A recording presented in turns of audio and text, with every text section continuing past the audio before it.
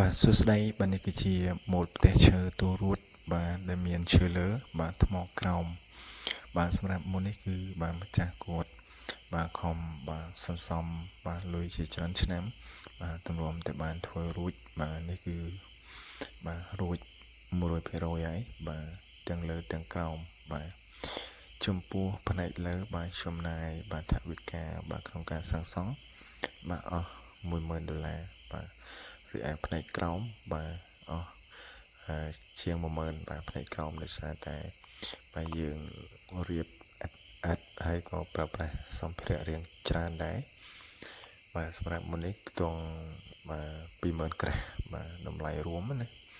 បាទ20000ក្រាស់ហើយជាប្រភេទផ្ទះមួយដែលបាទពេញនិយមបាទក្នុងការបាទសាងសង់ផងដែរបាទបើសិនជា